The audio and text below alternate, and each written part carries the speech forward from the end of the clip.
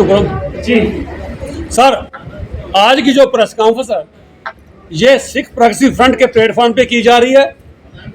आज से ठीक कम से कम 4 महीने पहले जम्मू की लोकसभा की सीट की पोलिंग से 2 दिन पहले हमने एक प्रेस कॉन्फ्रेंस की थी और मौजूदा सरकार को ये कहा था कि आज हम अपनी कम्युनिटी को ये मना नहीं करेंगे कि किसी पार्टी को वोट दो या ना दो, लेकिन मैं बीजेपी सरकार से, मौजूदा सरकार से ये जरूर कहना चाहूँगा कि अगली असेंबली इलेक्शन की code of conduct model code declare होने से पहले हमारी जो डिमांड्स हैं कम से कम उनको कंसिडर किया जाए, वरना फिर हमें मजबूर होकर अपनी कम्युनिटी को कहना पड़ेगा कि वोट देने से पहले 10 बार सोचिए हम क्यों किसी ऐसी पार्टी को वोट दें जिसने पीछे 9.5 साल रियासत में रूल किया हो। मैं बताना चाहूँगा, मार्च 2015 में जम्मू कश्मीर में पीडीपी और बीजेपी की गवर्नमेंट बनी, तब से लेकर आज तक हमारे अलग अलग डिमांड्स को अलग अलग प्लेटफॉर्म पे उठाया गया, अलग अलग लोगों ने रिप्रेजेंटेशन दी सरकारों को। उसके बाद 7 अगस्त 2020 से यहाँ पर माननीय एलजी साहब का रूल हो गया और ये माना जाए कि पिछले 9.5 साल में बीजेपी का रूल रहा, डायरेक्ट रहा या इनडायरेक्ट रहा, उनका रूल रहा। 9.5 साल में हमारे जो मुद्दे थे बहुत बार जो आपके सामने रखे गए और कम से कम 4 साल, आज 12 दिन हो गए हैं एलजी साहब को जम्मू कश्मीर में आए हुए। और मैं बताना चाहूँगा कि ये एक फाइल मेरे पास जो पड़ी है, ये 4 साल और 12 दिन की जो फाइल अलग अलग लोगों ने जो डेपुटेशन लेके एलजी साहब से मुलाकात की, ये सारी फाइल उसकी है। इतनी बड़ी फाइल जो रिप्रेजेंटेशन एलजी साहब को दी गई, आखिर जो हमारे साथ ये नारा लगाया गया था कि सबका साथ, सबका विश्वास और सबका विकास, तो आज मैं पूछता हूँ 9.5 साल का हिसाब, क्योंकि हमारी कम्युनिटी को हमेशा गुमराह किया गया, चाहे वो कोई भी सरकार आई। मैं यही नहीं कहूँगा इसी सरकार ने किया, पहली सरकारों ने भी हमारे साथ स्टेप बदले ट्रीटमेंट किया। उसके ऊपर यह जो सरकार 9.5 साल से दिल्ली में भी थी इनकी और यहाँ भी थी, उसके बावजूद हमारे साथ ऐसा क्यों हुआ?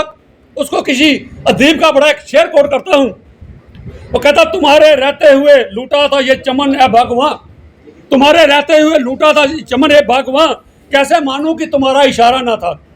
तो आज जब इलेक्शन का दौर है, 5 साल के लिए सरकार बनती है, मैं अपनी कम्युनिटी के लोगों को भी कह रहा हूँ 1920 दिन के लिए जो सरकार बनती है, एक दिन सिर्फ आपको ताकत मिलती है आपके वोट के जरिए, नहीं तो कभी भी किसी दिन आप किसी भी नेता को हाथ जोड़े हुए नहीं पाएंगे। लेकिन इलेक्शन पीरियड में हर नेता हाथ जोड़ के आपके घर पहुंचता, क्यों? क्योंकि आपकी वोट में ताकत है।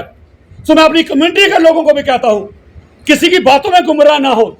आप पिछले 9.5 साल से देख रहे हैं कि हमारे साथ क्या क्या वायदे किए गए, क्यों किया गया। आज जो पॉलिटिकल पार्टी हमारी जो इन डिमांड्स को, जो आज मैं बताने जा रहा हूं और पहले भी बहुत बताई, अगर अपने मैनिफेस्टो में डालती है, अगर ये मानती है कि सिखों के ये जेन्युइन मुद्दे हैं, सिर्फ उसी को किसी कैंडिडेट को वोट दी जाए, वरना किसी ऐसे शख्स को वोट मत दीजिए जिसकी पार्टी को सिखों के राइट्स के बारे ही नहीं पता। पिछले बार भी जब हमने बताया एक कैलेंडर रिलीज किया था सिख मुद्दों का, एलजी साहब को इतनी बड़ी डिमांडें पेश की गई, तो ये तो वही होता है जैसे किसी पंडित जी ने एक बार पूरी रात बच्चों को रामायण पढ़ाई, सुबह बच्चे उठ के पूछते हैं पंडित जी सीता माता रामचंद्र जी की क्या लगती थी। मैं सारी रात हम अपनी पिछले 9 सालों से अपनी बातें बता रहे हैं, तो आज आप पूछते हो, आज बीजेपी वाले घर घर घूम के ये पूछते हैं आप बताइए आपकी डिमांड क्या है। तो वही सिलसिला वही हो गया कि आप पूछना सीता माता रामचंद्र जी की क्या लगती थी। सर 9 साल से आपको बता रहे हैं हमारे मुद्दे क्या है, हमारी डिमांड क्या है, आपको पता नहीं चली। आज आप मैनिफेस्टो में डालने के लिए हमसे पूछते हो। हमारे मुख्य मुद्दे, पंजाबी को जम्मू के स्कूलों में, कॉलेजों में खत्म कर दिया गया, बिल्कुल पंजाबी। हमारी डिमांड रहेगी, जो ये पार्टी कमिटमेंट करती है कि पंजाबी को प्राइमरी लेवल से लेकर हायर एजुकेशन तक रखेंगे, क्योंकि हायर में आपने रखा अगर बच्चा प्राइमरी स्कूल में पंजाबी नहीं पढ़ेगा तो कहाँ से बच्चा पढ़ के डायरेक्ट एमए करने के लिए कहाँ से आ जाएगा। आज हमारे 30-35 जो सैंक्शन स्ट्रेंथ था पंजाबी की, वो फिल नहीं की गई, उसको किया जाए। और मौजूदा सरकार ने 2020 में JNK UT official language bill में से हमारी पंजाबी को उसमें से बाहर निकाल दिया गया। कभी भी हम उस चीज़ को नहीं भूल सकते। जो पार्टी कमिटमेंट करेगी कि JK UT official language bill को पंजाबी डालेंगे, उसको वोट दो। और पॉलिटिकल रिजर्वेशन, जम्मू कश्मीर में डीलिमिटेशन की गई, डीलिमिटेशन के दौरान हमारी पहले ही वोट स्कैटर्ड थी, उसको और बाइफरकेट कर दिया गया। सरकार ने डिलिमिटेशन के बाद SC ST OBC पहाड़ी गुज्जर और पंडल कम्युनिटी को भी रिजर्वेशन दे दी, पंडल्स को माइग्रेंट कोटे में दे दी। हमारी भी मांग है कि क्योंकि जिस कम्युनिटी के आदमी को असेंबली में रिप्रेजेंटेशन ना दी जाए उस कम्युनिटी की डेवलपमेंट नहीं हो पाती।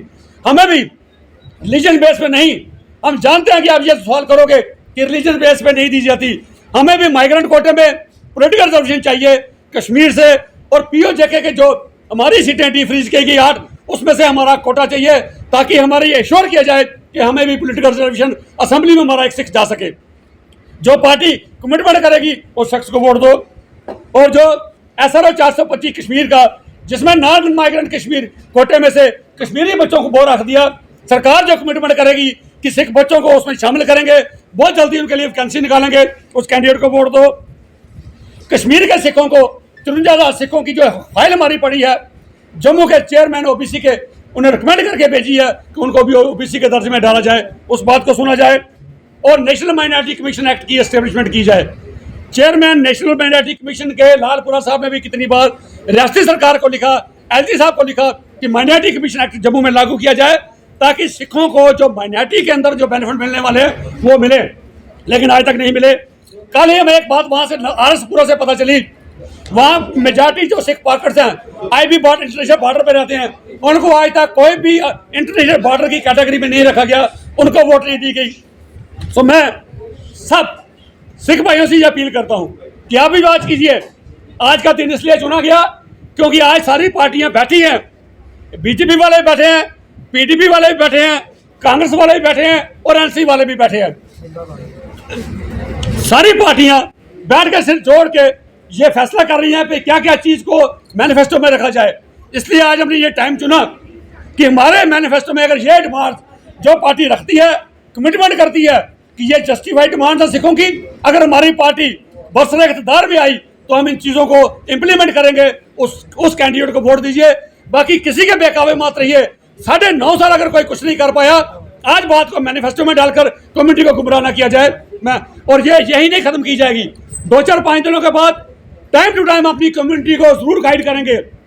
जैसे जैसे डेवलपमेंट होगी, जैसे जैसे पोलिटिकल डेवलपमेंट होगी, कौन कौन खड़ा होगा, पार्टियां क्या करती हैं, क्या कमिटमेंट करती हैं, उस हिसाब से हम भी आगे स्ट्रेटजी बना के अपनी कम्युनिटी के लोगों को जरूर गाइड करेंगे।